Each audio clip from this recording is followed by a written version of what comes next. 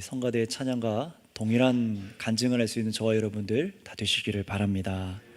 오늘 하나님께서 이 주일 허락하신 말씀 베드로전서 1장 3절에서 9절까지 말씀을 우리가 함께 읽도록 하겠습니다. 신약성경 베드로전서 1장 3절에서 9절까지 말씀입니다.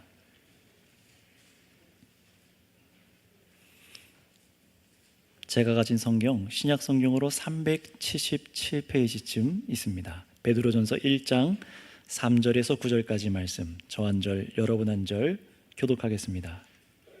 우리 주 예수 그리스도의 아버지 하나님을 찬송하리로다. 그의 많으신 긍휼대로 예수 그리스도를 죽은 자 가운데서 부활하게 하심으로 말미암아 우리를 거듭나게 하사 산 소망이 있게 하시며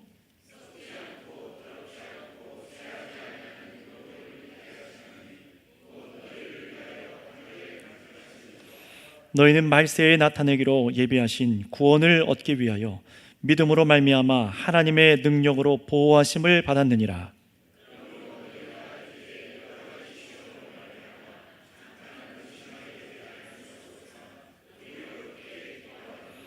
너희의 믿음의 확실함은 불로 연단하여도 없어질 금보다 더 귀하여 예수 그리스도께서 나타나실 때에 칭찬과 영광과 존귀를 얻게 할 것이니라.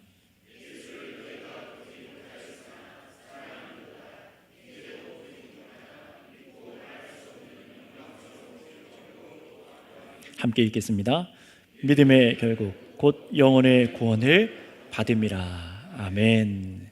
이 말씀을 잘 붙잡고 귀담아서 참으로 하나님을 기뻐할 수 있으시기를 바랍니다. 오늘 이 말씀으로 시험으로 말미암아 잠깐 근심하게 되지 않을 수 없으나 라는 제목으로 설교를 하도록 하겠습니다. 우리가 지난주에는 이제 부활주일 이후에 지난주에는 예수님께서 죽고 부활하셨죠. 죽고 부활하신 그분만이 우리의 그리스도시다라는 것을 우리가 말씀을 통해 들었습니다. 이 역사 속에서 십자가 위에서 죽으시고 3일 만에 다시 살아나신 그분만이 우리의 그리스도시다, 곧 구원자다라는 것을 이 선포된 말씀을 통해 우리가 듣고 함께 믿었습니다. 그런데 우리가 참으로 구원받은 성도, 참으로 지옥이 아니라 영원한 그 천국에 속한 성도라면은 어떤 사람이 성도가 된다고 하였습니까? 바로 하나님께 부름받아서 이 예수님을 나의 그리스도이십니다 라고 고백하는 이 믿음이 있는 사람들. 그리고 또 한 가지가 있습니다. 예수님이 우리의 구원자십니다. 이 세상에 돈과 명예와 어떤 사람도 아니고 예수님이 우리를 다스리시는 그리스도십니다 고백한 것과 동시에 지난 금요일 날 밤에 우리가 더 깊이 더 나아가서 말씀을 나누고 기도했는데요, 바로 예수님께 순종하는 사람이라고 말씀드렸습니다. 진짜 성도가 누구입니까? 이 자리에 와서 예수님 나의 구주입니다, 예수님이 나의 인생의, 내 몸과 마음의 인생의 주인입니다 라고 말만 하는 사람이 아니라 참으로 예수님이 나의 구주셔서 내가 예수님께 순종하는 그 사람이 바로 성도라고 말씀을 드렸습니다. 자, 그런데 여러분, 이렇게 성도로 순종하며 살아갈 때에 참 우리 인생 가운데 여러 가지 연약함도 있고 핍박도 있고 고난이 있을까요? 없을까요? 있습니다. 예수님을 믿고 구주로 믿고 살아가는데 우리가 가진 신앙 때문에 핍박을 받을 수도 있습니다. 바로 거기에 대해서 예수님을 믿는 우리 그리스도인들, 이 성도들이 이 세상에서 살아갈 때 겪는 고난에 대해서 과연 우리는 그러면 어떤 태도를 취해야 하는가, 오늘 이것을 설교를 통해서 말씀드리도록 하겠습니다. 만약 예수님을 믿고 예배하는 것을, 여러분들이 예배하는 것을 주변 사람들이 악한 일이라고 모함하고 여러분들이 선한 동기로 깨끗한 마음으로 착한 일을 하는데도 불구하고요, 여러분들이 교회 다닌다는 이유 때문에, 예수님 믿는 사람이라는 것 때문에 그저 이유 없이 욕을 먹고 세상의 생활 방식을 자신들처럼 하지 않는다고, 따르지 않는다고 여러분들을 비판한다고 하고 차별한다면 여러분 이제 어떻게 하시겠습니까? 우리나라 조선시대 때에 예수님의 복음이 처음 전파될 때에는요, 수많은 외국인 선교사 분들께서 목숨을 잃었습니다. 해변가에서 참수를 당하기도 하고, 또 예수님의 복음을 받아들이는 사람들 역시, 조선인들 역시 처형을 당한 기록들이 여전히 우리 역사 속에 남아 있습니다. 조금 옆 나라 일본은 어땠을까요? 일본도 마찬가지입니다. 천주교와 기독교가 우리나라보다 또 빨리 들어가서 부흥이 있었었는데요. 근데 1600년대 에도 시대의 기록을 찾아보니까 기독교인들을 전부 추방하는 칙령을 내렸어요. 탄압의 역사가 기록되어 있습니다. 당시에 일본에 이런 제도가 있었대요. 1600년대 고닌구미라는 제도인데요. 혹시 들어본 분이 있을지 모르겠는데 이 제도가 뭐냐면은 동네에 5가정, 마을에 5가정을 한 대로 묶는 거예요. 이렇게 연대 책임을 지게 해서 서로 감시하게 하는 겁니다. 누가 예수 믿나? 누가 교회 다니나? 집안에서 찬송 소리가 나오나? 누가 예수의 예자 말하지 않느냐? 이거를 딱 발견되면 어떻게 할까요? 이 5명이 전부 5가정이 전부 처벌을 받는 겁니다. 전부 처형해 받는 게 바로 고닌구미라는 제도였어요. 그만큼 일본에서도 기독교 탄압이 엄청나게 일어났고 수많은 사람이 죽었습니다. 다 처방당했었어요. 굉장한 악법이었죠. 또 지금 우리가 알고 있는 위의 나라 북한과 옆 나라 중국은요 현재도 기독교를 탄압하고 추방하고 있습니다. 여러분들 아실 겁니다. 여러분, 그런데 이런 일들은요 오늘날 또 이런 중반기만이 아니라 훨씬 이전에도 이런 탄압이 예수님 믿는 사람들에게 있었어요. 주후 1세기 말에 현재 터키 북부 지역 튀르키예라고 하죠. 이 튀르키예 북부 지역에는 비두니아 본도 지역에 당시 로마로부터 파견당한 이 총독 이 플린이라는 사람이 있었어요. 근데 이 사람이 당시 황제인 트라이안 황제에게 서신을 보냅니다. 뭐라고 보내냐면은 그리스도인들을 어떻게 처리할까요? 질문을 합니다. 그 내용이 아직까지 역사에 남아 있는데요. 그리스도인들이 만약에 자신들의 신앙을 버리면, 배도하면, 예수는 안 믿는다 이렇게 하면은 그래도 처벌을 할까요, 말까요? 이런 질문을 하는 거예요. 어떻게든 죽이고 싶은데, 어떻게든 처벌하고 싶은데 나 예수 안 믿어요 라고 그렇게 배도하면 그 사람들을 용서해 줄까요? 어떻게 할까요? 라고 황제한테 이렇게 편지를 보내요. 그러자 이 트레안 황제가 뭐라고 얘기를 하냐 이렇게 기록되어 있습니다. 그리스도인들을 추적해서 처벌할 필요는 없으나 혹 주위에서 그리스도인들을 고발하면 체포하고 그리스도인의 죄가 입증되면 벌을 주라 이렇게 기록되어 있어요. 그러나 만약에 잡힌 그리스도인들이 자기 신앙을 부인하는 경우에는 로마 신전이죠. 로마 신전이 얼마나 많았습니까? 그 당시에 그들의 신들에게 기도드리게 하고 그렇게 개종한 것이 확인되면 의심스럽더라도 그 그리스도인들을 용서해 주라라고 말합니다. 이게 무슨 말입니까? 일제 시대에 우리가 일제 천황에게 엎드려서 경배하면은 용서해 주겠다. 그 당시에도 기독교인들을 그렇게 핍박하고 탄압해서 얼마나 많은 사람들이 핍박을 당했습니까? 마치 그런 것처럼 이 로마 시대에도 그런 일들이 있었던 거예요. 그러니 여러분, 당시 로마 사회에서 그리스도인들을 대하는 그 주변의 사회 사람들의 시선이 어떤지를 아시겠죠. 오늘날 말할 할 것 다 해가면서 죄 짓고 다 살아가면서 자칭 그리스도인이라 말하고 교회라고 간판을 걸고 온갖 나쁜 짓 하는 사람들이 워낙 많지만 그런 사람들은 세상에서 지탄받아도 할 말이 없습니다. 그러나 사실 여러분, 본래 참된 성도들, 참된 그리스도인들은 어떤 사람들입니까?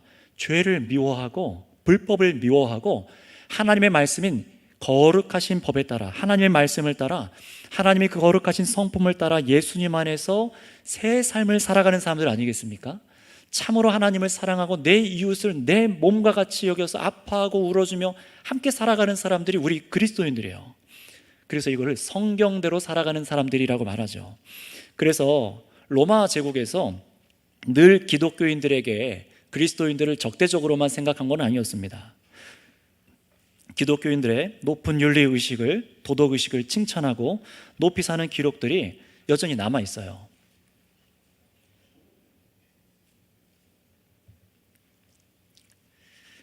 왜냐하면 그 당시에 로마에서 보면은 이 성적인 문란들, 음란한 문제들, 이런 것들이 도덕적인 문제들, 술에 취해 사는 것은 기본이고요. 그런데 그리스도인들은 안 그렇거든요. 도덕적인 기준이 굉장히 높다 보니까 이 그리스도인들을 칭찬하는 기록이 남아 있습니다. 이 베드로 전서 역시 마찬가지입니다. 베드로 전서 역시 주후 65년 후에 기록된 전후로 기록된 것으로 보는데 그때는 로마의 핍박이 터키 전역, 당시 소아시아 지역이라고 했습니다.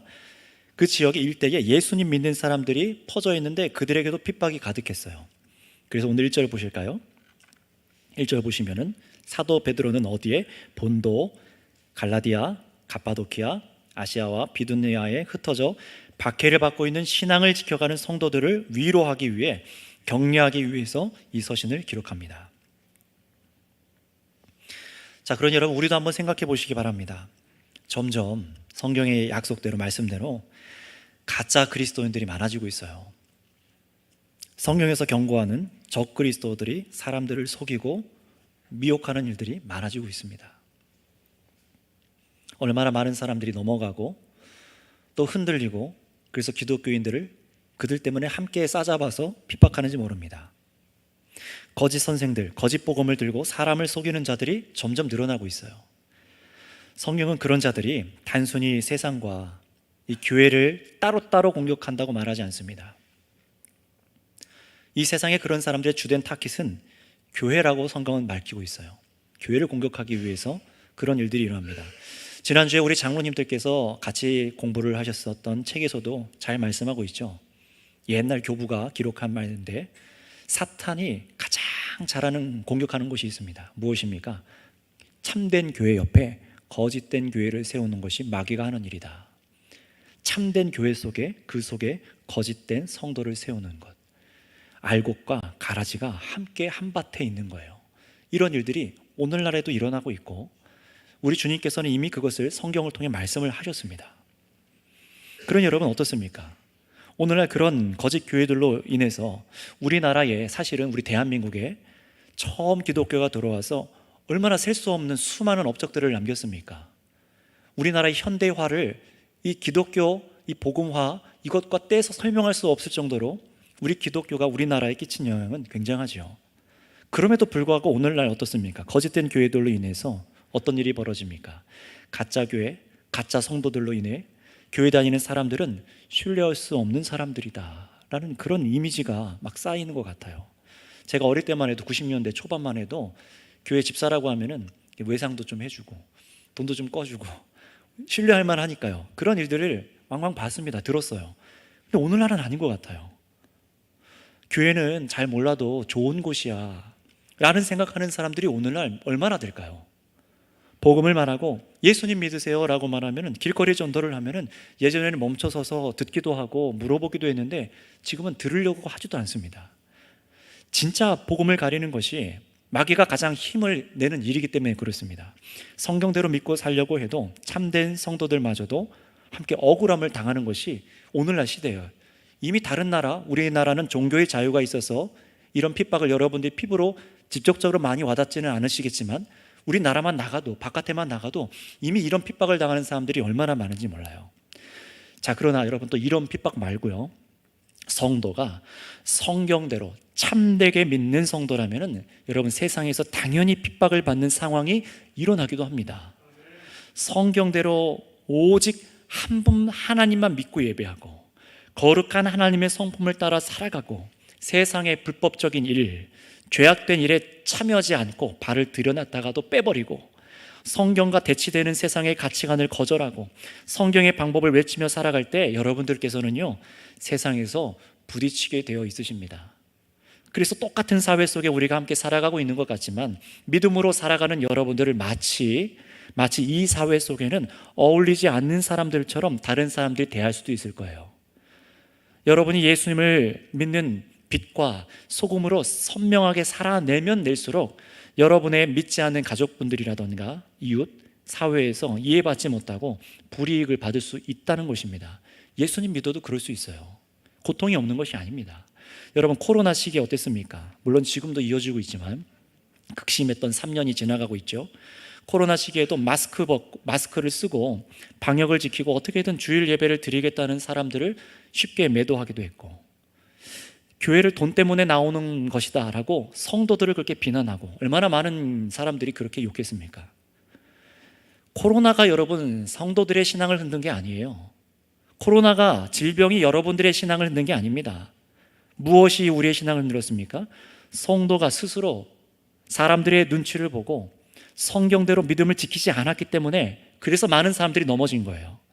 여러분, 코로나 방역 지침을 함께 지킨 것을, 그걸 말하는 것이 아니에요. 그것은 우리가 마땅히 해야 될 일들이기도 했습니다.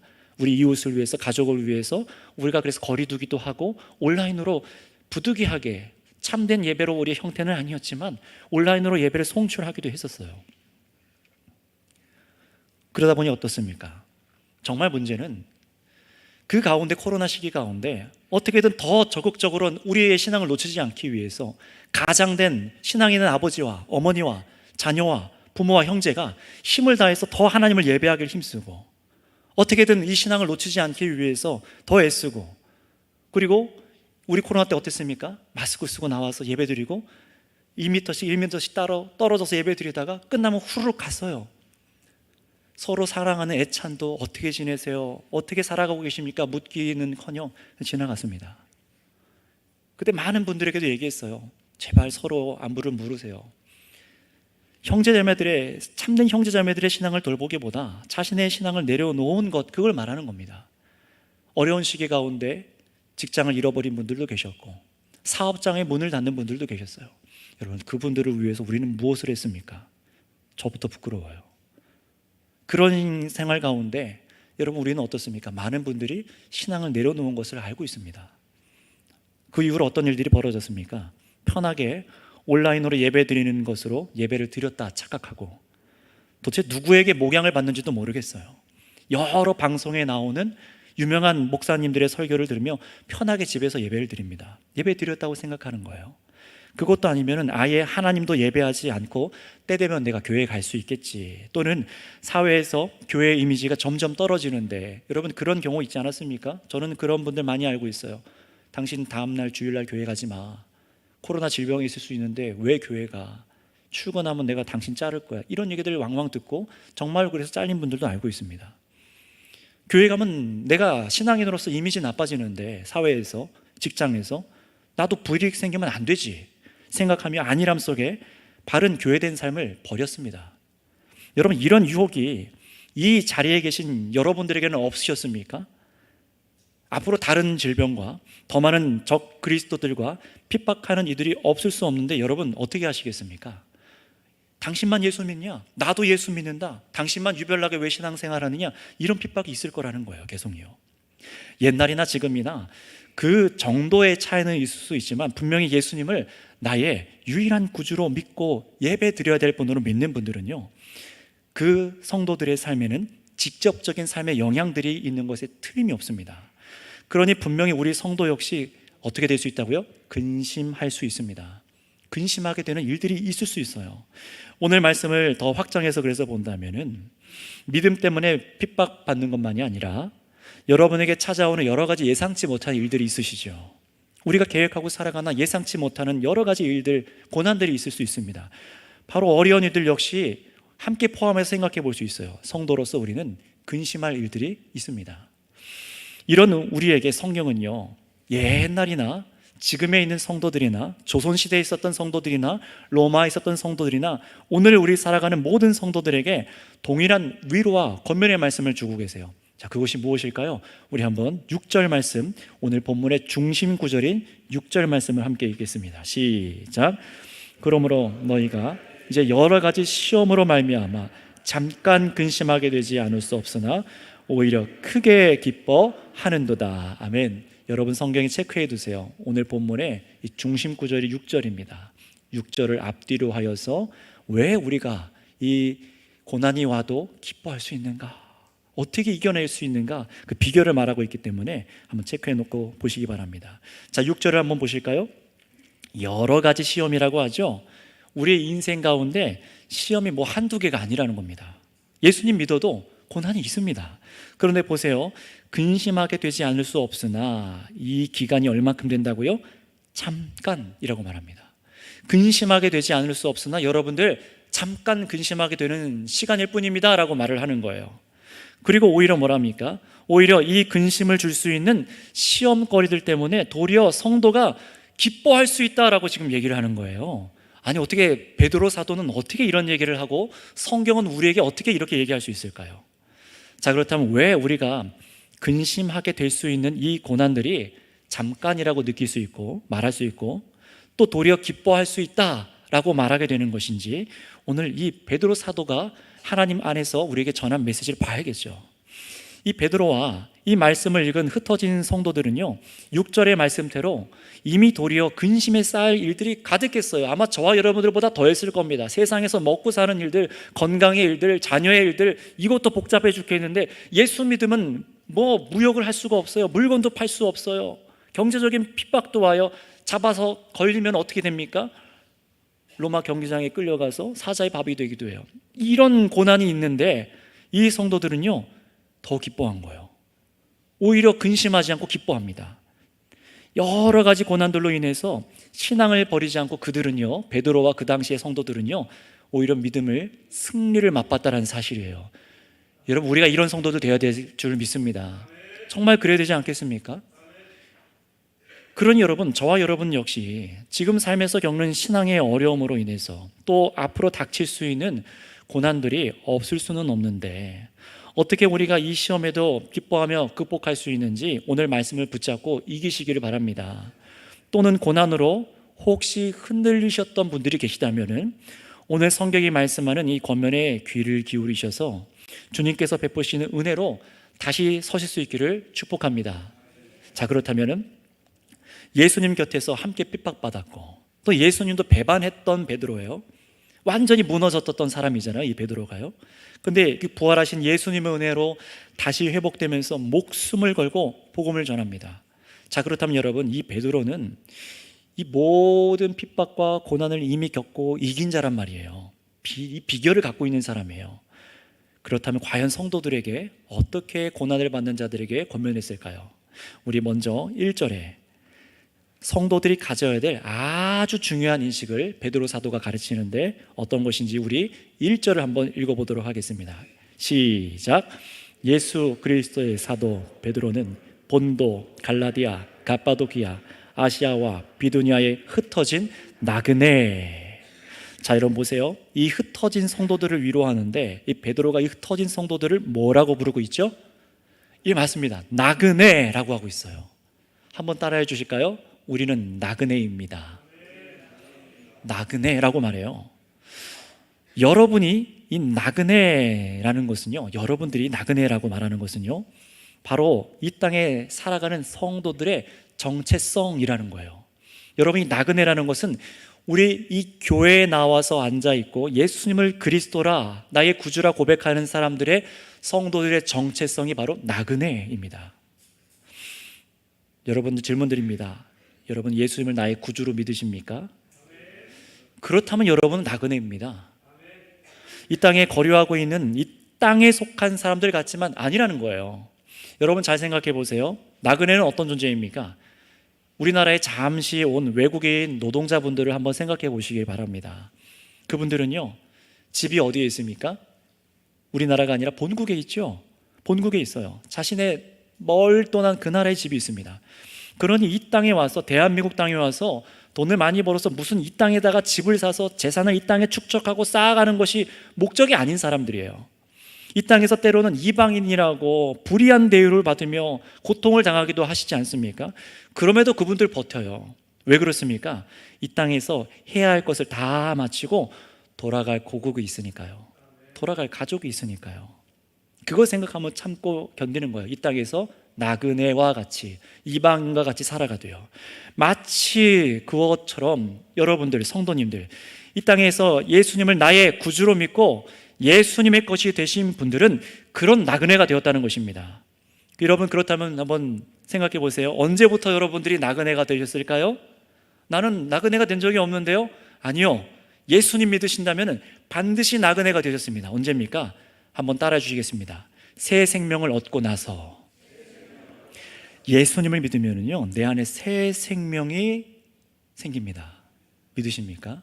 우리는 잘 깨닫지 못해요. 정말 내가 예수님 믿고 구주로 영접해서 내 안에 새 생명이 생겼는가? 이거 잘 느껴지지 않습니다. 보이지 않는 거니까요. 영의 일이니까요. 그런데 깨달을 수 있어요. 어떻게 깨달을 수 있습니까? 내적인 증거, 외적인 증거가 있죠. 어떤 일들이 나죠? 내가 하나님을 아버지라 부르기 시작해요. 믿어지기 시작해요. 내 인생 내가 주인이라고 생각하는데 이게 죄였다는 것을 깨달아지기 시작해요. 예수님이 우리의 죄의 주인이시고 나의 모든 죄를 다 대신 지시고 십자가에 매달리신 그분이 나의 구원자인 게 믿어지기 시작해요. 하나님을 찬양하기 시작합니다. 이거 우리한테 없었던 마음 아닙니까? 여러분, 우리 안에 새 생명이 생겼기 때문인 줄을 믿습니다. 죄를 미워하고 의를 사랑하고 말씀을 지키기 위해서 순종하는 마음이 우리 가운데 있고 주님만을 의지하며 살아가는 이 마음, 여러분, 우리 안에 예수님께서 계셔서 예수님 것이 되어서 새 생명이 생겨진 것을 믿으시기 바랍니다. 바로 새 생명을 얻고 나서 우리는 그때부터 나그네가 되었어요. 정말로 그런지 우리 3절 말씀을 읽겠습니다. 3절 말씀입니다. 시작. 우리 주 예수 그리스도의 아버지 하나님을 찬송하리로다. 그의 많으신 긍휼대로 예수 그리스도를 죽은 자 가운데서 부활하게 하심으로 말미암아 우리를 거듭나게 하사 산 소망 있게 하시며. 아멘. 여러분, 여기서 혹시 새 생명에 대해서 찾으셨습니까? 딱 새 생명에 대한 단어는 없지만 그거가 동일한 단어가 있어요. 무엇일까요? 바로 거듭남입니다. 거듭났다라는 것은요, 새로운 생명을 얻었다는 거예요. 이 땅에서 다 죽어있는 것들이 아니라 새 생명을 얻었다는 것입니다. 여러분, 한번 생각해 보세요. 썩어지고 사라질 이 세상에 같이 살아가고 있지만 예수님을 믿은 사람들은 이 땅에 속해서 같이 썩어지는 존재가 아니라는 겁니다. 우리는요, 영원한 생명, 영원한 살아있는 것에 속한 자들이라는 거예요. 여러분, 한번 보세요. 이 앞에 예쁘게 지금 화분이 만들어져 있습니다. 자, 이 꽃꽂이 되어 있는 것, 살아있습니까? 죽어 있습니까? 네. 아까 2부 때는 살아있습니다, 죽어 있습니다 막 헷갈려 하시더라고요. 살아있는 것 같으나 죽어 있죠. 왜 그렇습니까? 뿌리가 잘려있기 때문에 그렇습니다. 살아있는 것 같으나 죽어 있어요. 이 세상의 모든 것은 다 동일합니다. 모든 것은 영원한 것이 없이 다 썩어집니다. 왜 그렇습니까? 그 근본을 성경은 이렇게 밝히죠. 우리가 하나님으로부터 가장 있어야 될 생명의 근원으로부터 잘려나갔기 때문에, 벗어났기 때문에. 그게 바로 죄악의 결과죠. 죄가 무엇입니까? 하나님 곁을 떠나서 내가 혼자 살아 있을 수 있다라고 생각하고 사는 거예요. 근데 이 세상 모든 피조 만물들이 다 그걸 보여줍니다. 전부 다 망가지고 하나님의 진노에 의해서 허망한 데 빠지죠. 그 허망함이 무엇입니까? 로마서서 밝히는 것처럼 다 썩어지는 거예요. 우리가 아무리 가꾸고 힘을 다해서 하지만 썩어지고 없어집니다. 바로 여러분, 저와 여러분들 성도들은요, 그래서 이 썩어져 있는 곳에 생명에 속한 자들이 아니라 어디에 속한 자들이라는 겁니까? 새로운 생명, 하늘에서 하늘 아버지께서 간직하신 이 부활하신 예수님의 몸에 속한 자들이라는 겁니다. 여러분, 그래서 하나님께서 아들 예수 그리스도를 죽으신 지 3일 만에 부활하게 하셨어요. 영원한 생명이 있다라는 겁니다. 그래서 우리 믿는 자들에게도 그 생명을 믿는 자들에게 안에 주십니다. 그 생명을 우리 안에 믿음으로 주셔서 성도는요, 이 땅에 속하지 않은 새 생명을 얻은 존재들이라는 거예요. 얼마나 위대한 존재들인지 아시겠습니까? 여러분, 이것이 나그네란 성도의 정체성의 가장 중요한 실제예요. 지금 현재 우리에게 일어난 일입니다. 여러분, 그래서 우리는 이 땅에 사는 사람 같으나 잘 들으시기 바랍니다. 여러분의 생명은 이 땅을 위한 것이 아닙니다. 다시 말씀드립니다. 여러분의 생명은, 예수님 안에서 거듭나서 받은 이 새 생명은 이 땅을 위한 것이 아닙니다. 이 땅에 썩어질 것을 위해서 있는 것이 아니라고요. 하나님께서 아들 예수님을 부활하게 하심으로 우리에게 주신 새 생명은 이 땅을 위함이 아니라 이 세상 끝날에 나타나기로 한 바로 예비된 그 나라, 하나님의 나라, 천국이라고도 하죠. 바로 그 나라에 속해 있는 생명인 것을 믿으시기 바랍니다. 여러분, 천국을 우리가 자꾸만 관념적으로 생각하는 잘못된 경향이 있는데, 천국이 무엇입니까? 하나님께서 태초에 천지를 창조하셨을 때 죄가 들어오기 전에 가장 완전한 모습, 죄와 사망이 없는 영원한 것, 바로 그 나라로 이 세상이 회복되어져서 완전하여져서 죄와 사망도 없고 질병도 없고 고통도 없는 영원한 하나님과 동행하는 그것이 바로 천국입니다. 바로 주님께서 그 나라를 세상 끝에 이 세상을 지나가게 하시고 부활하신 예수님께서 다시 오셔서 그 일을 이루시겠다고 말씀하시는 거죠. 우리의 생명은 그러니 이 지나갈 이 세상에 속한 자들이 아니라 앞으로 오고 있는 세상에 속하여 있는 새 생명인 것을 믿으시기 바랍니다. 우리는 거기에 속한 새 생명을 가진 사람으로 거듭난 겁니다. 정말로 그런지 우리 4절, 5절 말씀을 한번 읽어보도록 하겠습니다. 4절, 5절입니다. 시작.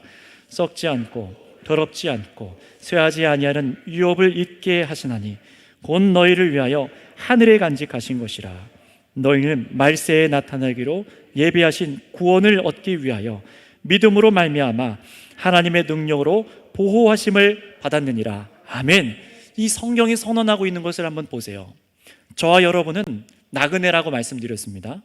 지금 세례를 받기 위해서 준비하고 있는 분들 역시 이 세상에 대해서는 죽었고 오는 세상에 대해서 하나님께 대하여 살아있는 그 새 생명을 얻은 자들로서 그렇게 세례로 하나님 앞과 교회 앞에 인침, 교회의 도장을 찍는 거죠. 선언하기 위해서 그렇게 교육을 받고 있어요. 그런데 여러분, 이렇게 표현할 수 있습니다. 지금 이 세례 교육 학습 받는 분들도 이 자리에 앉아 계신데, 이분들은요 이 땅에 나그네가 되기 위해서 세례를 받으려고 하는 겁니다. 이해가 되십니까? 이 땅에 나그네가 되려고 하시고 있는 거예요. 이 땅에서 땅을 사고 집을 짓고 재산을 불리고 이 땅에 쌓으려 하는 것들이 마치 나에게 아무런 의미가 없는 것처럼. 왜냐? 주님 부르시면 가야 하고 내가 돌아갈 본향은 여기가 아니니 이 땅에서는 하나님께서 맡기신 교회된 영원한 것을 위한 사명을 사는 것이 내 삶입니다. 하나님의 영광을 위해 살아가는 것이 내 삶입니다. 이 정체성을 갖고 믿음의 길을 가려는 것이 바로 성도인 것입니다. 성경이 밝히고 있는 이런 삶의 방향을 선명하게 여러분 듣고 깨달아지고 믿어지게 되실 때, 여러분 오늘 이 밤, 이 시간, 이 오전 어떤 생각이 드십니까? 내가 왜 괜히 예수를 믿어서 이 땅에서 불편하게 살아야 되나? 속박돼서. 왜 내가 속박돼서 이 땅에서 누릴 내 마음의 권리를 포기해야 되고 내 자유를 제한해야 되고, 왜 이 자리에 나와서 주일날 돈도 못 벌고 이 자리에 있고 쉬지도 못하고, 왜 주중에 모여서 그렇게 다른 사람을 위해 살아야 되고, 왜 그렇게 살아가야 되는가? 혹시 이런 생각 드십니까? 그러나 살아계신 예수님과 그 나라의 실제를 깨닫고 믿음 가운데 있게 된 이 베드로는요, 먼저 믿게 된 이 베드로는요, 오늘 3절에 이 땅에서 고난으로 근심 가운데 있는 성도들을 향해서, 저와 여러분들과 똑같은 성도들입니다, 이렇게 말하는 겁니다. 뭐라고 3절에 말합니까? 우리 주 예수 그리스도의 아버지 하나님을 찬송하리로다. 아멘. 오히려 찬송한다는 거예요. 지금 내 삶이 나그네지만 고난이 있음에도 나는 하나님 아버지를 찬송합니다. 참 믿음과 이 확신에서부터 흘러나오는 이 찬송을 보세요. 이 주일 하루 모여서 그냥 예배 형식에 맞춰서 기계적으로 부르는 그런 찬송이 아니었어요. 정말 그 사람, 이 베드로의 인격, 인생에서부터 흘러나오는 기쁨, 감사, 감격으로 나오는 하나님을 향한 찬송이었던 것입니다. 여러분, 어떻게 고난 중에 이런 찬송이 가능할까요? 고난이 파도처럼 몰려오고 끊임없이 몰려오나 우리 인생에는. 왜 그렇습니까? 왜 기뻐할 수 있다고요? 고난이 끊임없이 오고 파도처럼 몰려오나 왜 기뻐할 수 있습니까? 왜냐? 사라지지 않는 게 있거든요. 파괴하지 못하는 게 있거든요. 그것이 무엇입니까? 거듭난 우리 새 생명을 가진 성도인 나에게 사라지지 않는 산 소망이 있기 때문에 그렇습니다. 이것이 무엇입니까? 베드로는요, 그 흩어진 성도들과 함께 바로 이 소망을 이미 누리고 있는 사람들이었어요. 여러분들 기억하시죠? 당신들 예수님 믿고 함께 구주를 믿어서 근심이 우리에게 얼마나 많은지 모릅니다. 그럼에도 불구하고 우리에게 산 소망이 있지 않습니까? 여러분 기억합시다. 힘을 냅시다라고 편지하는 거예요. 우리에게 산 소망을 기억합시다라고 말하는 거예요. 여러분, 그렇다면 이 산 소망이 무엇입니까? 5절에 보세요. 예비하신 구원을 얻기 위하여. 또 9절 보세요. 쭉 내려와 있어서 9절에 믿음의 결국은 무엇이라고요? 영혼의 구원을 받음이라. 여러분, 우리의 산 소망은 바로 구원받음입니다. 가장 중요한 거예요. 그냥 어릴 때 등록카드 한번 쓰고 당신 예수님 믿으십니까? 아멘. 그렇게 해서 말하는 그런 구원이 아니라요, 이 구원받음이 무엇입니까? 성도 여러분, 우리의 구원은 예수님을 나의 구주로 믿을 때 즉시로 얻었습니다. 분명합니다. 그러나 이 구원은요, 잘 들으셔야 됩니다. 이 구원은 마지막 예수님께서 다시 오실 때 완전하게 이루어지는 것임을 믿으심을 바랍니다. 예수님께서 이 땅에 다시 오실 때 우리의 구원이 완전하게 일어나요. 어떤 것이냐? 이 세상에 대한 하나님의 심판이 다가오고 있죠. 점점 이 세상을 향한 하나님의 심판이 다가오고 있습니다. 하나님의 선하게 의도대로 창조된 이 피조 세계를 죄악으로 망가뜨린 자들을 향한 심판이 다가오고 있어요. 그 증거가 무엇입니까? 역사 속에 일어났던 예수님의 부활이죠. 부활하신 예수님이시고 바로 그분이 예수님께서 다시 오시기로 이 땅에 약속하셨기 때문에 우리는 믿을 수 있어요. 여러분, 주님께서는 그날에 그 누구도 피할 수 없는 사람이 가진 죄악에 대해서 하나님의 영광을 비웃고 범죄한 그 죄에 대해서 하나님께서는 공의의 영원한 심판을 내리실 것입니다. 세상의 법정에 있는 법관들과 다르게 완전한 공의의 심판을 내리실 분으로 성경은 말씀하고 계십니다. 따라서 여러분, 역사의 끝, 예수님께서 이미 이 땅에 오셔서 십자가에서 죽으신 그때부터 말세라고 하거든요. 그때부터 성경은 말세라고 말하는데 예수님이 오신 그 종말의 시대 끝까지 전체를 다 말세라고 말합니다. 바로 역사의 끝에 예수님께서 오셔서 이 예수님을 구주로 믿은 구원받은 성도는 무엇입니까? 어떤 사람들이에요? 세상 죄에 대해서 용서받았고요, 새 생명을 얻은 사람들입니다. 또 이 썩어지고 사라질 세상 말고요, 영원한 세상 속에 속한 생명을 가진 이 사람들은 하나님의 진노의 심판을 받지 않습니다. 예수님께서 말씀하신 대로요, 구원을 받습니다. 그리고 하나님 아버지께서 거기서 구원이 끝이 아니죠. 다시 살리신 예수님의 그 부활의 몸, 그 부활체의 몸과 같이 우리 역시 썩어지지 않고 질병도 사망도 없는 영원한 몸을 입고 새 나라에 살게 되는 약속, 이 구원을 허락하여 주셨습니다. 그것도 이 세상을 창조하신 전능자 하나님의 영광의 본체와 하나님의 아들 예수님과 함께 이제 우리가 영원히 나누어지지 않고 그분과 함께 동행하며 살아가게 되는 것이 우리 성도들을 향하여서 예비되어 있는 산소망 구원입니다. 그러니 우리 본향은 이 세상, 이 땅이 아니라 장차 올 구원받을 자들의 나라, 곧 하나님의 나라라고 하는 것입니다. 우리는 거기에 속한 사람들이에요. 한번 따라 하실까요? 우리는 하늘 나그네입니다. 우리는 하늘 나그네예요. 성경은 계속해서 그렇게 말합니다. 그런데 여러분, 우리 성도들에게 유업으로 주어진 이 구원은요, 얼마나 안전한지 4절을 보실까요? 곧 너희를 위하여 하늘에 간직하셨다라고 말합니다. 어디에 간직하셨다고 말합니까? 하늘, 이 물리적인 이 하늘을 말하는 것이 아니라 영원한 가장 안전한 하나님 편을 말씀하고 있는 거예요.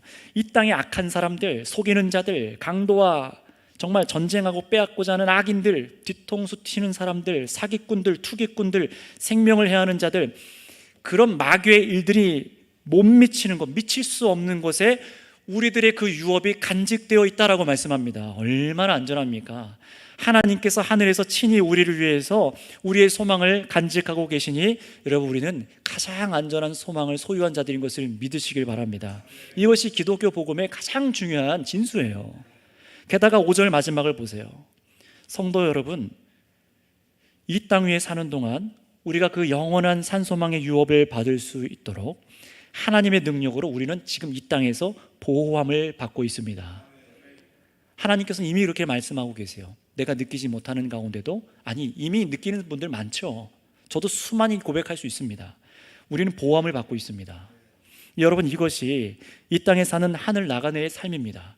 새 생명을 얻어서 하늘에 썩지 않는 유업이 간직되어 있고 마지막 그날에 그 유업을 얻을 수 있도록 우리는 하나님께 안전하게 보호하심을 받으며 나그네로 살아간다는 거예요.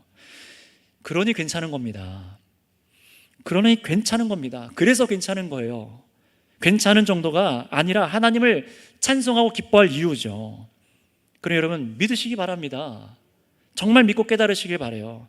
예수님을 주인으로 믿는 성도님들이십니까? 저 미래에 우리의 안전한 소망이 다가오고 있습니다. 그 소망이 여러분의 것이래요. 저의 것이고 여러분의 것이랍니다. 가장 안전한 금고에 하나님께 간직되어 있으니 아무도 빼앗을 수 없는 구원의 소망이 지금 여러분의 소유인 것을 믿으시기를 바랍니다.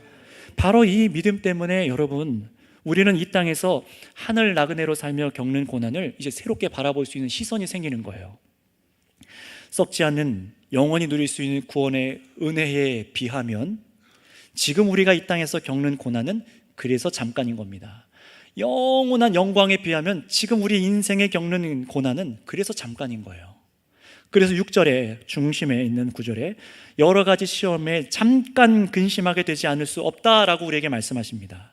여러분, 예수님을 믿고 혹시 자주 고난에 처해 근심하는 일들이 많은 분들이 계십니까? 또는 오늘 말씀을 들으신 이 말씀으로, 그렇다면 이 말씀을 들으심으로 여러분에게 주어진 영원한 산소망을 묵상하시길 바랍니다. 그거 이길 수 있습니다. 견딜 수 있게 됩니다. 여기서요. 그리고 믿음으로 지금 내 안에 부활하신 예수님의 새 생명이 있는 것이 믿어지신다면은, 그렇다면 여러분 이제는 기뻐하시길 바랍니다. 왜 근심하고 계십니까? 왜 머뭇거리고 계십니까? 왜 다 잃어버린 사람처럼 계십니까? 여러분, 이 소망으로 말미암아 기뻐하시길 바랍니다. 우리가 왜 더 이 근심 가운데, 이 근심할 일들 가운데 기뻐할 수 있는지 7절 뭐라고 말씀하시는지 한번 읽어보겠습니다. 7절입니다. 시작. 너의 믿음의 확실함은 불로 연단하여도 없어질 금보다 더 귀하여 예수 그리스도께 나타나실 때에 칭찬과 영광과 존귀를 얻게 하실 것이니라. 아멘. 여러분이 믿음 때문에 겪는 고난이 와도요, 참고 인내하며 견디며 올곧게 하나님을 예배하며 여러분들이 살아가신다면은 성도의 믿음의 확실함은 어떻게 된다고 말씀하시죠? 불로 연단하여도 없어질 금보다도 귀하다라고 말합니다. 이 말이 무슨 말입니까? 여러분, 우리 여러분들이 지금 하고 있는 금붙이들 불로 가열하고 되면 어떻게 합니까? 계속 가열해지면 순도가 높아지긴 하겠지만 계속 가열해 보세요. 사라집니다. 그렇죠? 그러나 우리의 믿음은 어떻다고 해요? 계속 역경이 오고 고난이 오고 핍박이 오면 올수록 우리가 망하고 없어지는 것이 아니라 우리의 믿음은 사라지지 않는답니다. 우리의 믿음은 어떻게 돼요? 더욱더 순수하게 되어지는 줄 믿습니다. 한번 따라해 주시겠습니다. 고난이 우리의 믿음을 순수하게 연단합니다. 고난은요, 우리의 믿음을 순수하게 연단하는 거예요. 불로 연단하여질 금보다도 더 귀하여. 여러분, 그 믿음으로 여러분들을 주님 배우실 때, 뵐 때에 우리가 주님께 칭찬받고 영광과 존귀를 얻게 될 줄을 믿습니다. 주님께서 말씀하시는 거예요. 그 믿음, 연단받은 그 믿음, 순수하게 된 그 믿음으로 내가 너희를 칭찬하리라. 여러분, 저는 다른 주인들 말고요, 다른 사람들 말고 이 예수님께만 칭찬받기 원합니다. 저와 여러분들이 그런 분들 되시기 바랍니다. 성도 여러분, 우리가 이 땅에서 세상 사람들에게 선한 일로 칭찬을 들어야 되는 것은 맞습니다. 그러나 믿음을 지켜서 하나님만 경외하고 순종하며 살아갈 때 여러분들 반드시 고난이 있어요. 칭찬이 아니라 도리어 핀잔도 받을 것이고 핍박과 모욕도 당할 수 있을 겁니다. 그러나 여러분 기억하세요. 그때의 타협해서 세상 사람들에게 칭찬받으려 하시기보다, 가짜 그리스도인들에게 속기보다 나를 칭찬할 참된 주인이 계심을 믿으시고 오늘을 견뎌내시길 바랍니다. 이 한 주를 견뎌내세요. 그저 억지로가 아니라 근심하시다가도 나에게 이 주인이 계시지, 나에게 있는 소망이 무엇인지, 정말 이것이 실제인지 십자가의 죽음과 부활을 묵상해 보세요. 바로 그럴 때 은혜로 우리 안에 기쁨이 넘쳐나게 될 줄을 믿습니다. 그래서 성도 여러분, 저는 이 말씀대로 저와 여러분들이 동일한 믿음으로 기뻐하기를 원합니다. 그것이 바로 8절 말씀이에요. 마지막으로 우리 8절 말씀을 읽겠습니다. 8절입니다. 시작. 예수를 너희가 보지 못하였으나 사랑하는도다. 이제도 보지 못하나 믿고 말할 수 없는 영광스러운 즐거움으로 기뻐하니. 아멘. 베드로 사도가 감격하면서 지금 말하는 게 느껴지지 않습니까? 저도 이 말씀을 몇 번씩 설교를 주면서 읽는데 이게 보통 고백을 하는 게 아니더라고요. 자신은 예수님과 3년이라는 공생애를 같이 했음에도 예수님을 배신했어요. 봤음에도요. 눈으로 봤음에도. 예수님이 함께 계신데도 불구하고 두려워했어요. 예수님을 거절하고 부인하고 떠나갔습니다. 그러나 보세요. 이 흩어진 박해받는 사람들은 예수님을 보지 못했으나 사랑합니다. 너희는 본고름 나를 믿느냐? 보지 않고 믿는 자는 복되도다. 그저 천국 가게 해줄게 라는 티켓쯤으로, 아니면 이 땅에서 잘 먹고 잘 사는 고난 없는 삶을 살게 해줄게, 그런 신호로 예수님을 받아들인 사람들은 절대로 이 감동 못 누립니다. 그들은 돈을 사랑하고 자신을 사랑하지 예수님을 사랑하지 않기 때문이에요. 이 땅의 재산, 손에 잡히는 것, 눈에 보이는 것만 믿겠다는 사람들은 전혀 누려보지는 못하는 은혜일 겁니다. 정말로 그렇습니다. 왜냐하면 이 땅에 있는 것은 지나가는데 이걸 깨닫지 못하고 영원한 곳이 정말 우리에게 보아인 것을 깨닫지 못하기 때문에 그렇죠. 성도 여러분, 저와 여러분들은 그러지 않기를 원합니다. 오늘 3절에서 5절까지 보신 이 약속, 이 믿음의 실제, 구원의 분명함 때문에 여러분들의 믿음의 확실함으로 우리가 예수님을 참으로 사랑하기 원합니다. 날마다 고난이 오고 그 세월의 풍파를 여러분 뚫고 지나가실 때마다 도리어 환희가 가득한 나그네의 삶이 점점 끝이 다가올수록 예수님을 사랑할 수 있는 저와 여러분들 되시기 바랍니다. 말할 수 없는 영광과 기쁨 때문에. 그러니 여러분, 마지막으로 이 모든 말씀을 통해서 권면드립니다. 여러분, 누가 여러분들 비웃으십니까? 어려우면은, 경제가 어려우면은, 집안 살림이 어려우면 돈 벌러 가야지 미련하게 주일 예배 가느냐? 몸이 아프고 고통스럽고 괴로우면은 그것을 타개해야지 예배하고 성경 붙잡고 기도하면 뭐가 달라지겠느냐? 우롱할 겁니다. 말씀의 교제로 성령께서 주시는 그 위로함으로 힘을 얻어야 되는데 그거 비웃으면서 당신 교회에 충성 봉사해봤자 세상에서 더 잘 살게 되었느냐? 여러분의 그 외면을 보고 비웃을 거예요. 수치심을 주려고 할 때가 있을 겁니다. 그럴 때마다 오늘 말씀 기억하세요. 세상에서, 직장에서, 가정에서, 주위에서, 교회 안에서조차 시험이 몰려와도 이제 여러분 다르게 반응하시기 바랍니다. 어떻게 해요? 여러 가지 시험으로 말미암아 잠깐 근심하게 되지 않을 수 없으나 지금 여러분을 근심하게 하는 이 세상 시험거리들이 오늘 예수님을 통해 주어진 그 산소망에 비할 때 그 문제는 더 이상 크지 않습니다. 사람들의 조소와 비웃음에 비수가 날라와 여러분의 마음에 꽂히게 하려고 할 때도 이제 별로 흔들리지 않는 거예요. 영원한 구원에 비할 때에 지금의 근심거리들이 정말 큰 문제인가 정말 생각해 보시기 바랍니다. 오늘 말씀을 통해 내 안에 새 생명이 있음을 깨닫는 분들과 거듭나셔서 내가 예수님께 안전하게 보호함을 받고 있는 것을 믿어지게 되신 분들은요, 지금 근심거리들이 여러분들을 아주 망하게 하거나 하나님으로부터 끊을 수 없다, 그 소망을 끊을 수 없다는 사실을 깨달으셨을 것입니다. 여러분, 그 믿음의 확신에 거하시기를 바랍니다. 흔들리지 마시고 아들 그리스도를 믿으시고 아들을 보내신 예수님을 찬양하는 성도님들이 되셔서 마귀가 시험거리들을 가지고 달려 여러분들에게 붙을 때 여러분 어떻게 하셔야 돼요? 도리어 기뻐하시기 바랍니다.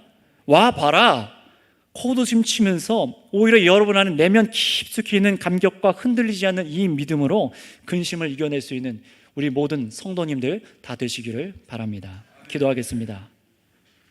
하나님 아버지, 감사를 드립니다. 죄로 얼룩진 이 세상 가운데에서 우리를 건져내어 주셔서 영원한 나라에 속한 새 생명을 소유하게 하심에 감사를 드립니다. 거듭난 이 소망으로 우리가 산 소망, 영원히 우리가 구원받는 그 은혜가 무엇인지 이 말씀을 통해 듣게 되었사오니 혼미했던 자들 깨닫게 하시고 깨닫지 못했던 자들 믿게 하여 주셔서 믿음의 확실한 가운데 거하게 하여 주셔서 우리 가운데 여러 가지 고난과 핍박이 있을 때에 하나님 도리어 두려워하지 않고 이 믿음으로 이겨낼 수 있는, 도리어 기뻐할 수 있는 우리 선교교의 온 공동체가 되게 하여 주시옵소서. 감사드리며 우리의 산 소망이 되시는 예수님의 이름으로 기도